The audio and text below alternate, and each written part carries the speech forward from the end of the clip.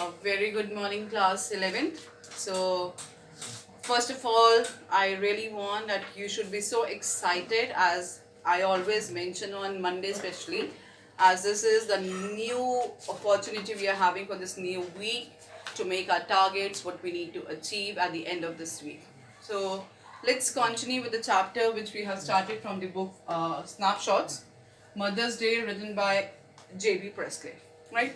So we have discussed till the point that how Mrs. Pearson disclosed the secret to her husband, that people make fun of him by calling him Pompey Pearson at the club. And Cyril entered and he agreed with it, but he mentioned to his mother that you have heard the feelings of the father. So she mentioned at that time that sometimes it's good to hurt the feelings of others if someone is going to know the truth for it. So we are going to continue here that now Mrs. Fitzgill entered into the scene. Although we have discussed this earlier also, but once again let's discuss about it. That Mrs. Fitzgill entered to that scene. Cyril was getting so annoyed at that time because even Mrs. Pearson mentioned that he always got engaged in playing games and all and everything. So here also he said that yes, I am very happy while playing those games and all. So how Mrs. Fitzgill entered, and now these two ladies were there together and they started discussing about the things, that how the things were going on. So it's about, I just wonder if everything's all right. No, isn't, Cyril said. You, of course it is, you be quiet. Why should you be quiet? Because Cyril was already annoyed, so when Mrs. Fitzgill entered, he was not giving the nice reply to that lady. Because I tell you, you silly spoiled. Oh no, now Mrs. Fitzgill, she said, let me manage my family in my own way. So Mrs. Fitzgill, Mrs. Pearson mentioned, because but already in her there was a soul of Mrs. Fitzgill. So in front of Cyril, she behaved that his mother only behaved that let me manage my family. Mrs. Cyril Pearson, to you please, Mrs. Fitzgill. Oh dear, what's happening? So Mrs. Fitzgill asked from Mrs. Pearson. Basically, you should remember now the souls are basically interchanged. So basically, original Mrs. Pearson asked from Mrs. Fitzgill and what is happening. So she said nothing much, just putting them to their places, that's all. Doing you what to ought to have done long since. So she mentioned that nothing special I'm doing it. I'm just taking your all family members to their own places. This thing you might have done it a long back actually. So he said, okay, I have been telling them when they think of him at the club. So she mentioned that I have told your husband that how people make fun of him while calling him Pompey Pearson. No, they don't, and now he knows it. Oh dear, I wish you had it, Mrs. Fitzgill. So she said, oh dear, why you have told her? I wish you haven't. Nothing, doing them all a world of good. And they will be calling out of your hand soon, you will see. I don't think I want the meeting of my hand. Well, whatever you want, they will be doing it. All three of them, mark my words, Mrs. Pearson. So Mrs. Fitzgill gave the assurance to Mrs. Pearson. Don't worry, your family would consider you as a good member of the family. They will not take you for the granted in the future. So let me do that. Now there, George Pearson entered into that scene. So George Pearson's left glumly.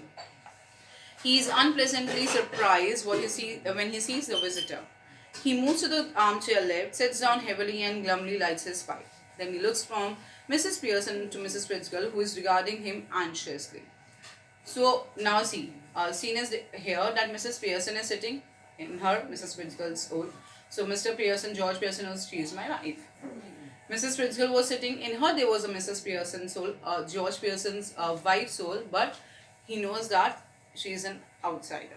So George, just look in for a minute, I suppose Mrs. Fitzgill. So he recalled that you are Mrs. Fitzgill. Yes, I suppose so, George. Mrs. Fitzgill said, I suppose so, George. George? No, George himself said his name, George. Oh, Mrs. Fitzgill said, oh, I'm sorry. Mrs. Pearson, what does it matter? Your name, George, isn't it? Who would you think you are, Duke of Edinburgh?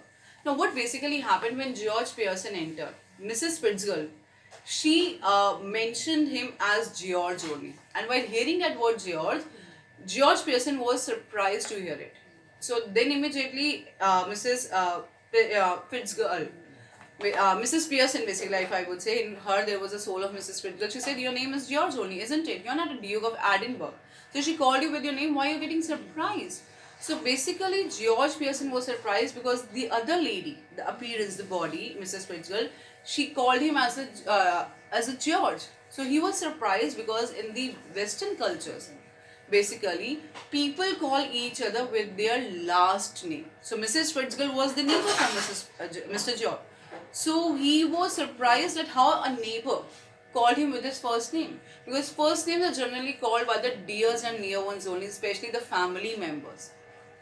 And the soul of Mrs. Pearson was that, that's why she called George. So Mrs. Fitzgerald, that soul of Mrs. Fitzgerald, she maintained that scene. They said, you are not a Duke of Edinburgh. She has called you with your name. So George said, what's this got to do with it? Just tell me that. And isn't it bad enough without her calling me George?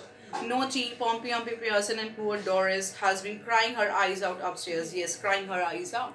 So George said, okay, I understood, but why are you taking this matter here?